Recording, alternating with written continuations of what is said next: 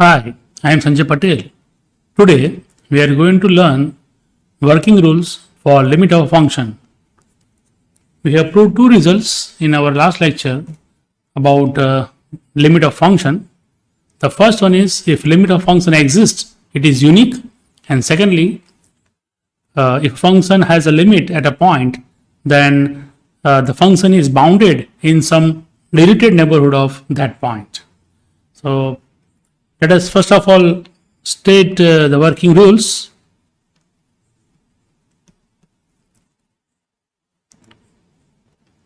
Suppose for two functions, we are going to take functions from x to r where x is some subset of r. So I will not write it again.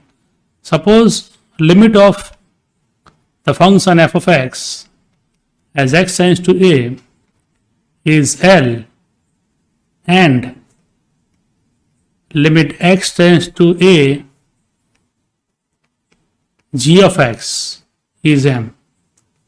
Okay. Then prove the following.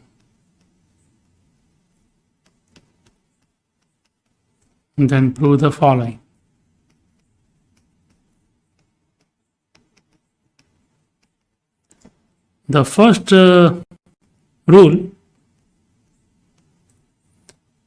limit as x tends to a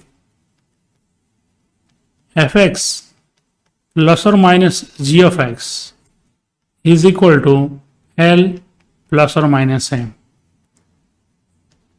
Number 2, limit x tends to a k times f of x is equal to k into L, where k is some constant, some real number. Okay. And the third rule, limit x tends to a fx into gx is equal to L into m. Fourth thing is limit x tends to a, say 1 upon f of x is equal to 1 upon L, provided fx is not 0 for every x in the domain and the limit of the function at a is also not 0, that is L is not 0. Okay.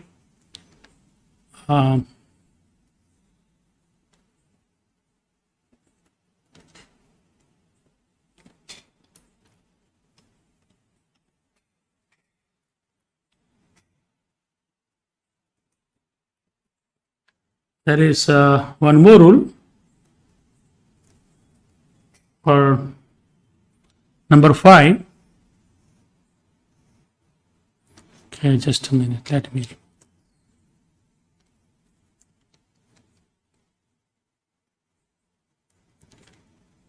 It is limit x tends to a fx upon g of x. This follows from 3 and 4 as L upon m, where in this case I take gx should be non-zero for every x in the domain of g, and also the limit m of the function gx is also not 0.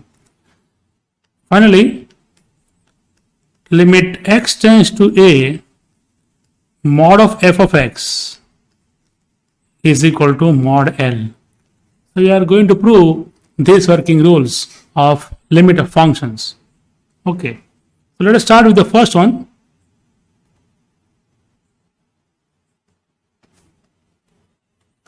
So the first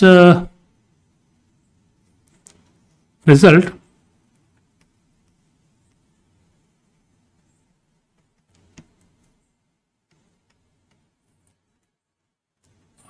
we are given that limit of fx and limit of gx at the point a is L and m respectively, and we want to prove in the first result, you want to prove that limit x tends to a fx plus g of x is equal to L plus m. Okay. So we must verify that epsilon delta condition or the definition of limit of function for the sum of two functions f and g here. So what should I prove? I must prove that for any given epsilon, whatever epsilon is given, I must show that the difference f plus g of x minus L plus m, this must be less than epsilon. But what is this? It is equal to fx plus gx minus L minus m. So I can rewrite it as fx minus L and gx minus m. This type of some understanding you must develop first before you proceed to prove these results. This I can write by applying the triangle inequality, because this is sum of two things, two numbers. I can write this as less than or equal to fx minus L plus gx minus m. Okay, I want to prove that this quantity is less than epsilon, and this quantity is less than or equal to sum of these two numbers or these two expressions. And we know that or if I can make this each of this term less than epsilon by 2, then I may get finally epsilon. Okay, so from this I get the idea that I should make this quantity less than epsilon by 2 and this quantity also less than epsilon by 2, so that the sum will be finally epsilon. And how this can be done? This can be done because we are given that limit of the function fx is L and limit of the function gx is m. So let us begin with the epsilon, arbitrary epsilon. Let epsilon greater than 0 be given. Okay. Now, as limit x tends to a, f of x is equal to L for epsilon by 2 greater than 0. From this given epsilon, I will choose half of it and apply the definition of limit of function for the fact limit x tends to a, fx is equal to L. So for epsilon by 2 greater than 0, there exists some number delta which I want to call delta 1 greater than 0, such that whenever 0 less than mod of x minus a is less than delta 1 implies mod of fx minus L is less than epsilon by 2. And let me call this as result number 1. Now the remaining half epsilon I will apply for the definition of for the function g of x as x tends to a. So let me write this way. Also, limit x tends to a, g of x is equal to m. This thing is given. So applying the definition of limit by taking epsilon by 2 greater than 0, we can find some delta. Now I will call it delta 2 obviously, such that whenever 0 less than mod of x minus a is less than delta 2 implies mod of gx minus m is less than epsilon by 2. Let us call this as result number 2. What I want is both the results 1 and 2 hold simultaneously for all x, and so I must choose this delta 1 and delta 2, which are two different positive numbers. I must choose a minimum of the two values. So let us put delta is equal to minimum of delta 1 and delta 2. So that implies delta is positive and delta is less than or equal to delta 1 as well as it is less than or equal to delta 2. Okay. So now if I choose any x, okay, so if I choose any x with this condition 0 less than mod of x minus a less than delta, then if I consider the expression f plus g of x, f plus g of x minus L plus m, then this I can rewrite as we have understood earlier. This we can rewrite as mod of fx minus L plus mod of plus gx minus m. I am writing now directly f plus g of x is fx plus gx, and then separating this we can rewrite in this manner. And now taking these two groups, I can apply the triangular inequality and that this is less than or equal to mod of fx minus L and mod of gx minus m, because we have the fact that mod of a plus b is always less than or equal to mod a plus mod b for all real numbers. So we have got this thing, and because of our choice of this delta which is less than delta 1, since mod of x minus is less than delta and delta is less than delta 1, this quantity will be less than epsilon by 2 because of result number 1. Because you see in result 1 we have whenever mod of x minus less than delta 1, fx minus L is less than epsilon by 2. So because x minus L is less than delta and delta is less than delta 1, this is less than epsilon by 2 also. And second term in a similar way is less than epsilon by 2 just because of result 1 and 2 we have discussed. So finally I get this is equal to epsilon. So what I have proved? I have proved that for every epsilon greater than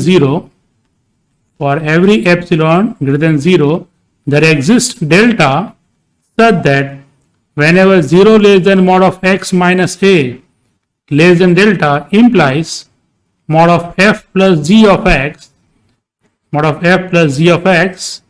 minus L plus m, this thing is less than epsilon. What does this mean? This means limit of this function f plus g as x tends to a is L plus m. So thus we have proved that limit x tends to a fx plus gx or f plus g of x, both are same, is equal to L plus m. This thing is proved. So the first result is done. Now let us go to the second result.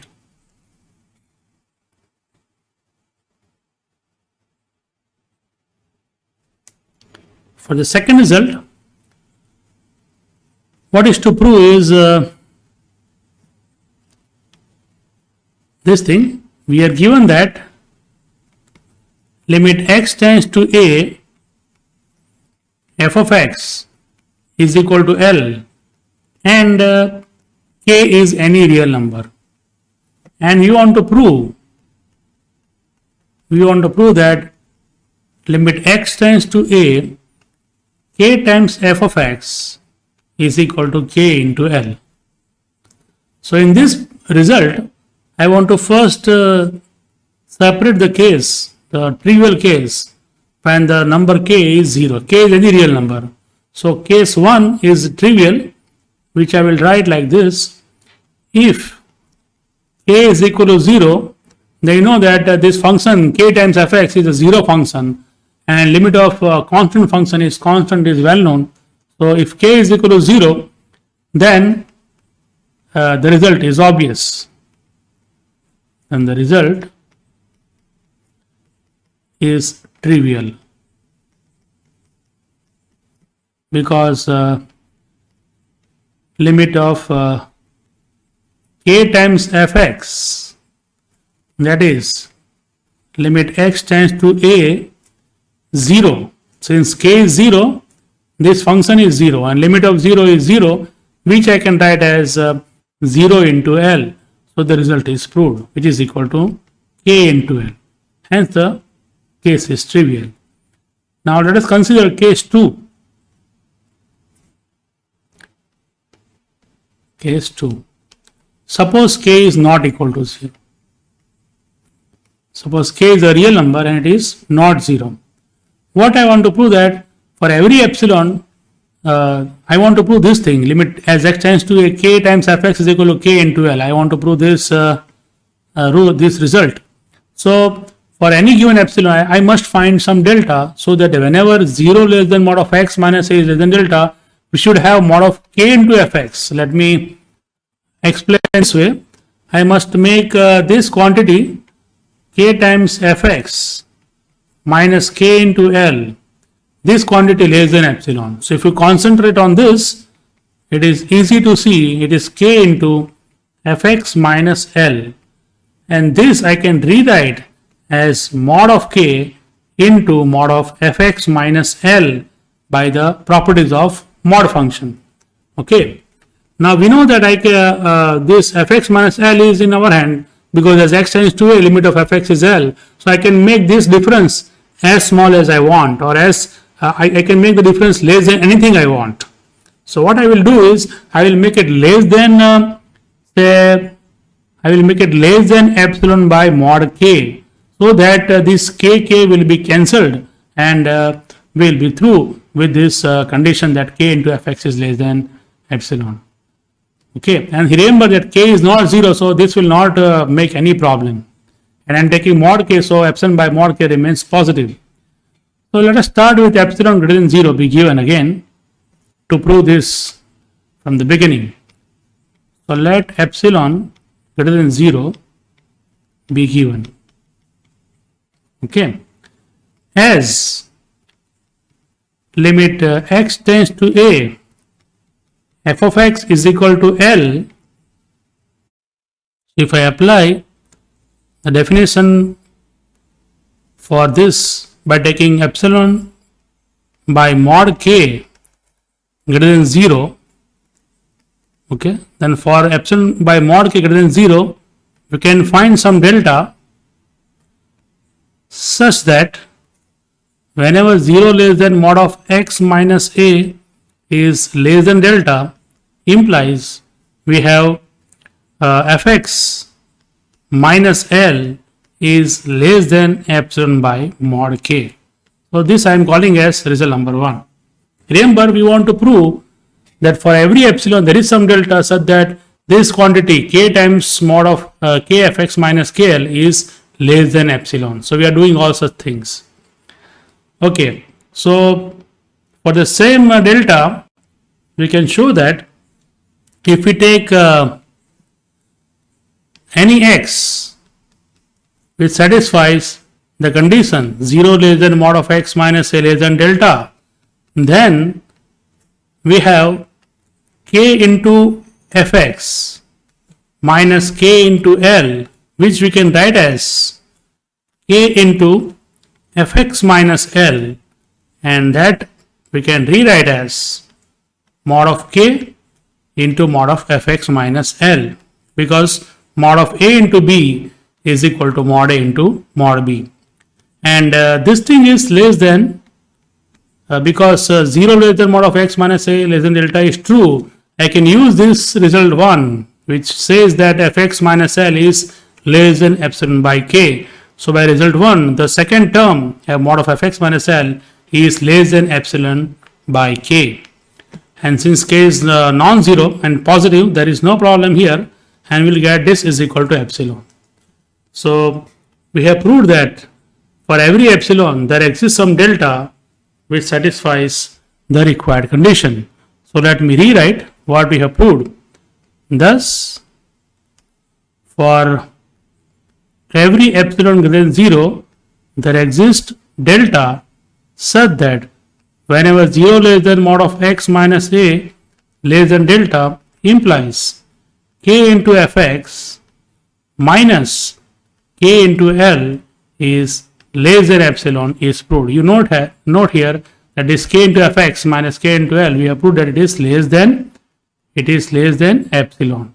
Okay, so this proves that limit of k fx, the function k times fx as x tends to a, k into fx is k into L.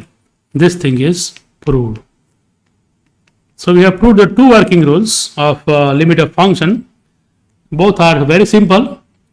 Let us go to the next one for the product rule. It is a little bit more interesting. Okay. So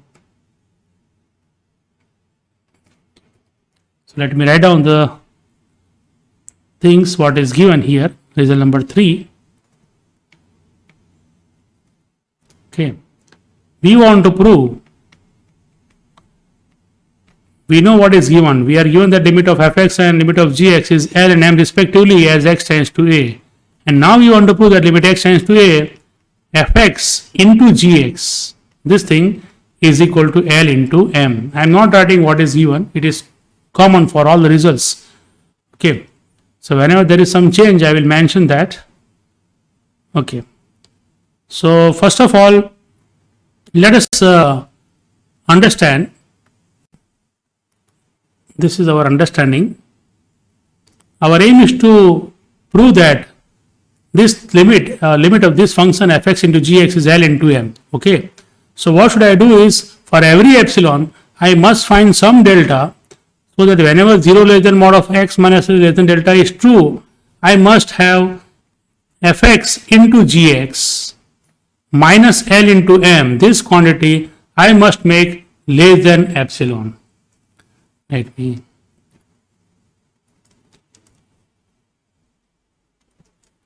write again.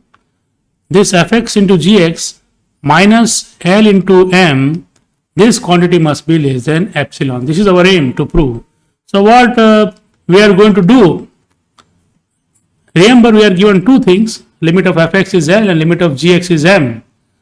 So that I can make this fx minus L, this difference, less than anything I want, and the difference gx minus M also less than anything I want. So this is in my hand, because we are given that limit of fx is L and limit of gx is M. So what I will try to do here is, I will try to bring this expressions fx minus L and gx minus M over here. So let us do some exercise to make that possible. So fx into gx, this I can add as minus, say, L into gx, if I write this term which is not present here, so that I can take this gx common and I will get fx minus L. That is the main point. So I want to bring this expression over here. Since this is not there, I must add also to make the same expression as it is. So plus L into gx minus L into M. Okay. So what I am going to do is, I will make these two groups. One is this, another is this. Okay. And this we can rewrite as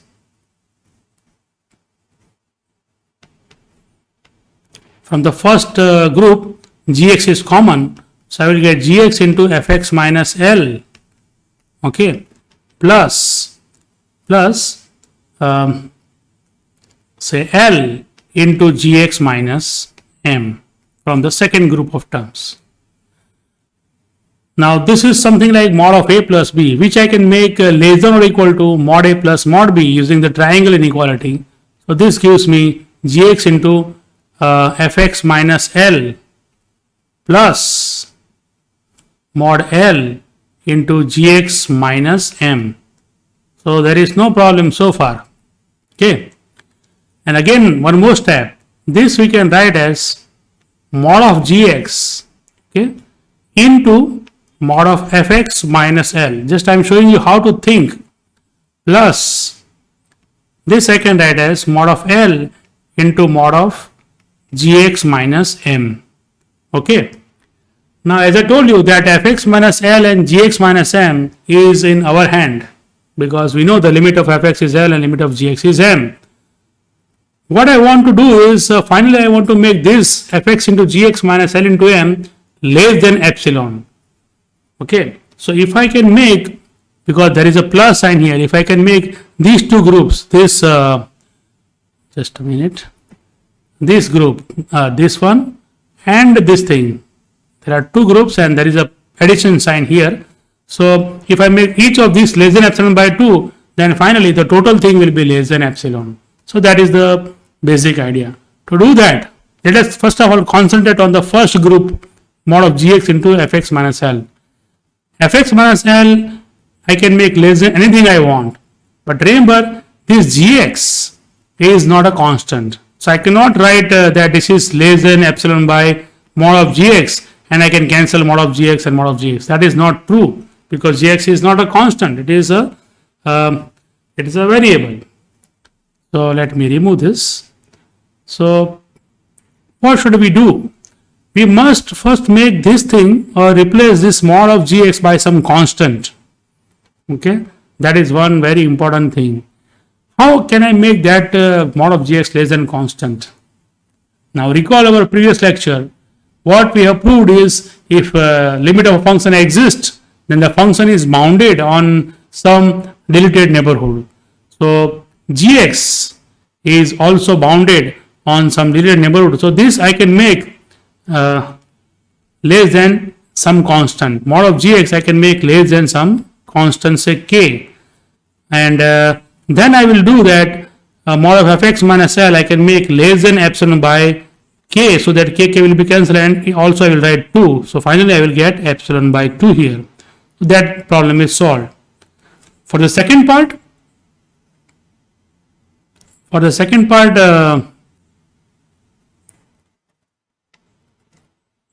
this gx minus m again is in our hand, that we can make less than anything we want.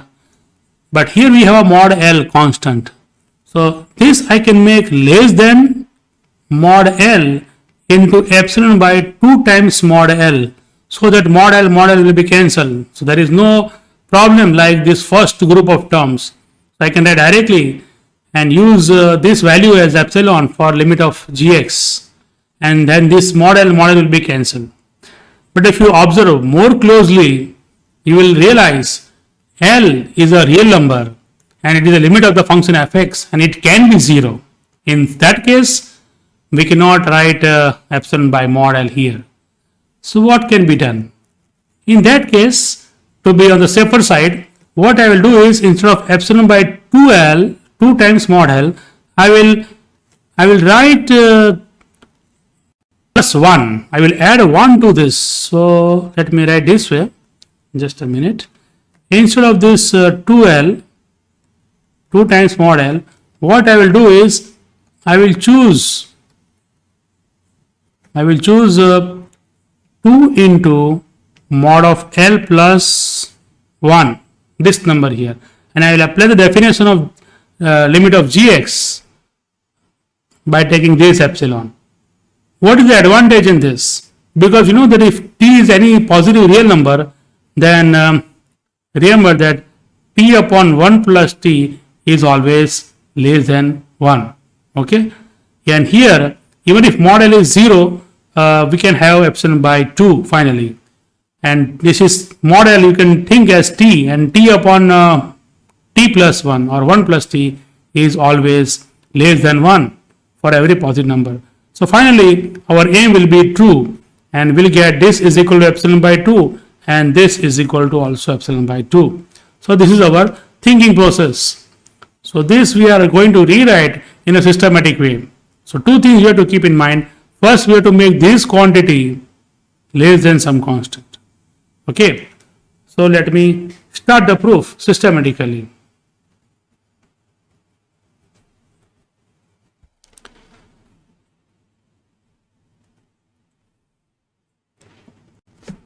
Okay, so first of all, note that since limit x tends to a, g of x is equal to m exists, this limit exists, the function gx is bounded. The function gx is bounded. So let me write g of x is bounded on some deleted neighborhood of the point A. More precisely, I can write it as, that is, there exists some number, say delta 1 greater than 0, such that mod of g of x is less than some constant. So let us call that constant to be k. Okay, for every x in the deleted neighborhood, that is n star of a comma delta. Okay, and this is for some positive number k. Okay, what is the meaning of this? To be more precise, that is, I can write for every x belong to n star of a delta means whenever 0 less than mod of x minus a less than delta 1, sorry, let me write here delta 1, this is not delta, implies mod of g of x is less than k or less than or equal to k, let us write to be safer side, and this is I am calling as result number 1. Okay, so this is our first remark. Now, as you have noted earlier in our discussion, let me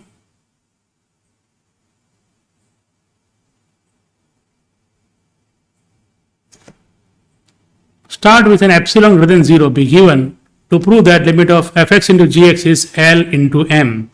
So start with epsilon greater than 0 be given. Okay. Now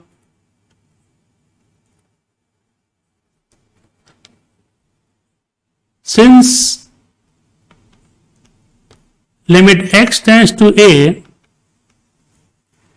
fx is equal to L, from this epsilon what I will do is I will take epsilon by k. So I will write like this: for epsilon by say k or mod k greater than 0, there exists some delta which I will call delta 2 greater than 0, such that whenever 0 less than mod of x minus a less than delta 2 implies mod of fx minus L is less than epsilon by mod k. Let me write 2 times mod k because you want to cancel mod k and get epsilon by 2 as we have discussed earlier.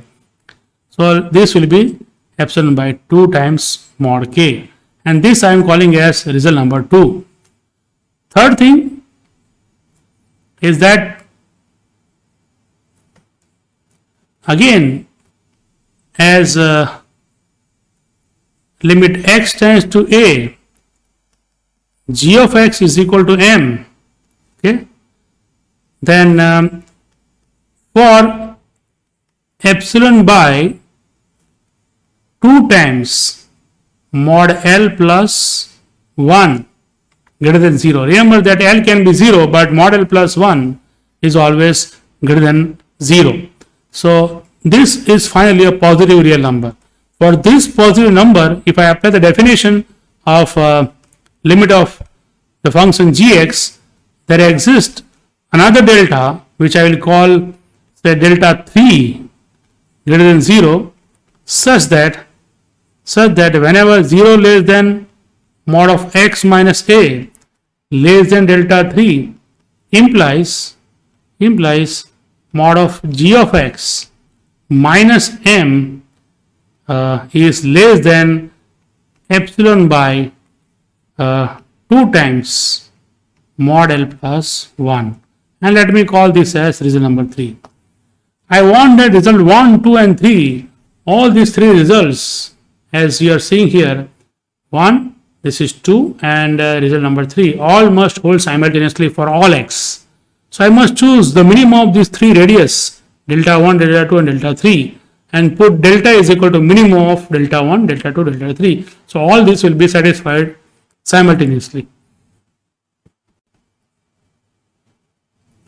So let us put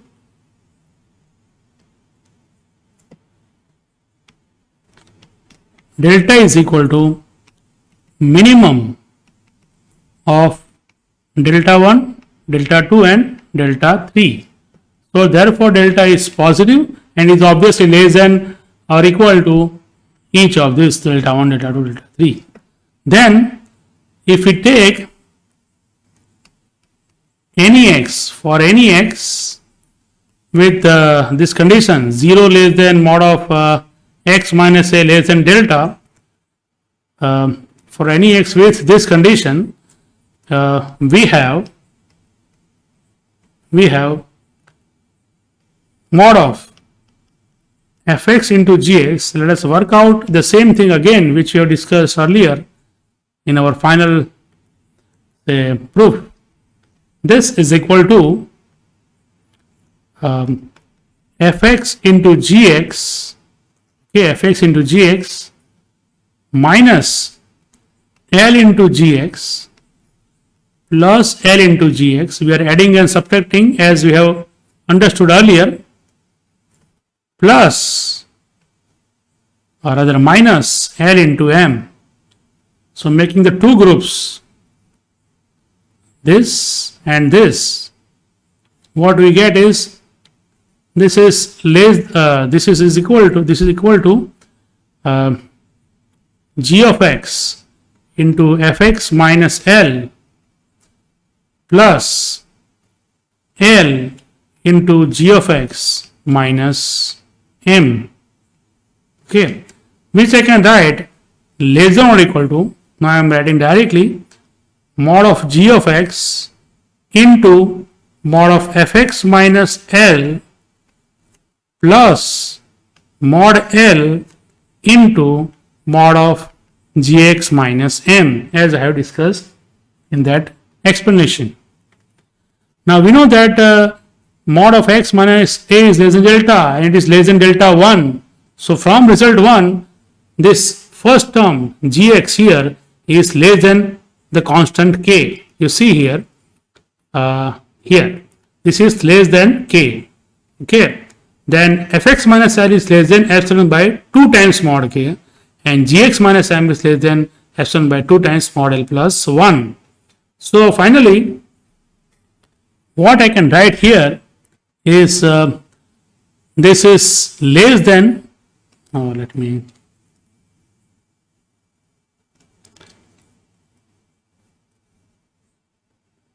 this is less than, say, k into fx minus L, mod of fx minus L is less than epsilon by 2 times k, mod k, this is also mod k, plus mod L, and gx minus m is less than epsilon by 2 times mod L plus 1.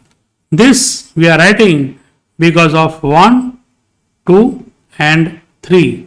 We are using these three results. Remember, delta is the minimum of delta 1, delta 2, delta 3. So all the results 1, 2 and 3 holds true. So this gives me epsilon by 2 and this also gives me epsilon by 2. Rather, I must write here, instead of equality, I must write less than sign, because mod L plus mod L upon mod L plus 1 is always less than 1. Because I am using this also, if t is positive, t upon mod plus t upon t plus 1 is less than 1 for every t greater than 0. Okay, so this is fine. This is equal to epsilon. So for every x satisfying this condition, 0 less than mod of x minus L less than delta, what I have proved is mod of fx into gx minus L into m is less than epsilon. So let me rewrite what we have proved. So thus,